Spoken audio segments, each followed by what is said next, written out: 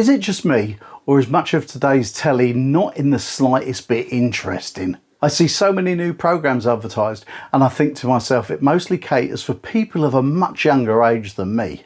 I see programmes advertised that are based on getting your kit off and getting down with strangers. I see inane game shows. I see series being made to agendas, even changing the history in order to fit the new mindset. And for years I've found myself looking for programmes of the past that used to entertain me. Retro telly, if you like. For a long time I didn't watch much television. I'd generally be so busy that I didn't find myself sitting down in front of the telly until about 8 o'clock at night, and then I'd go to bed at 10, so a couple of hours a day would be all that I'd watch. When I first moved to Cambridgeshire I didn't even have an aerial on the first home I lived in. What I did watch was old DVD box sets of films that I'd bought. When we moved into this house, for a long time we did much the same. 2 hours at night and it was either a DVD or Netflix, which we'd signed up to. But at the start of the pandemic lockdown, pretty much everything changed.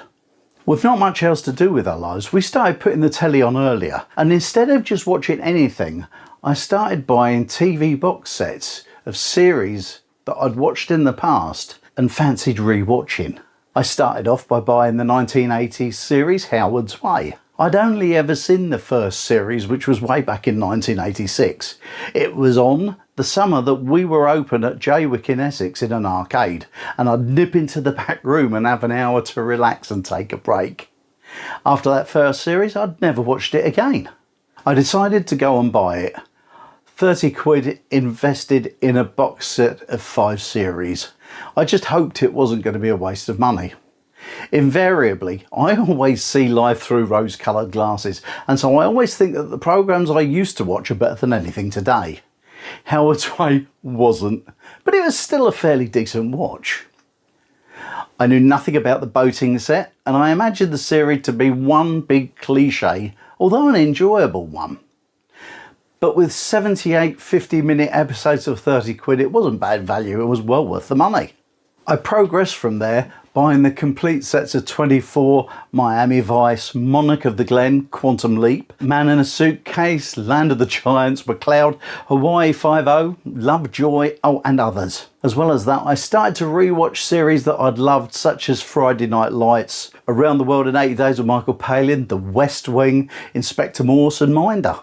So as you can tell, I haven't had much time for too many new series. But best of all, it's meant that I've been able to totally miss out on watching the news and any other input of unrest that's occurred in the last few years. Did I watch all the series I bought? Not all, but I've had enough variety so I've still got plenty to watch. I know nobody thinks about buying DVDs anymore and prefer Netflix or Prime, and yet I've found it joyous to go back over those old shows and enjoy the innocence of a lot of them.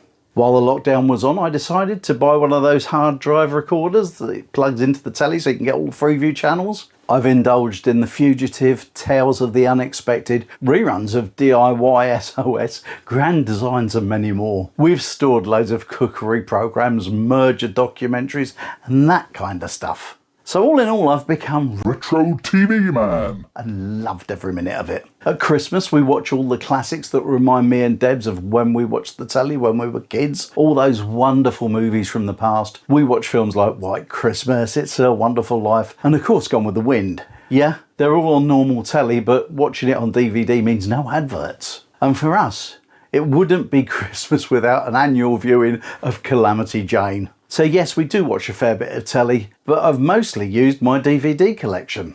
Most of today's telly doesn't do much for me, sadly. And of the programmes I do watch, they tend to be what I class as Sunday night TV dramas. You know, with a hint of comedy. Stuff that can border on the nostalgic. And then of course I like things like The Antiques Roadshow and The Wonderful Repair Shop. I suppose the thing is, I like to be entertained, and a lot of today's TV to me seems dark, overtly political and heartless. And to be honest, I don't want to spend my downtime not enjoying what I'm watching. Luckily for me though, I've still got complete Frasier, ER and Sweeney box sets waiting my attention. And so although I've slowly been drawn back into telly, it's on my terms. If I'm going to watch it, at least it won't be interspersed with the agendas of the BBC, ITV and other channels. The thought of sitting through the news turns my stomach these days, and I've not watched it for years. And there's about as much chance of me sitting through political programmes like Question Time as there is of me running the next London Marathon. I mean, have a look. Leave a comment below, let me know what you think. If you've enjoyed this video, don't forget to hit that button and feel free to share it with your friends. And click up there for another telly-related video.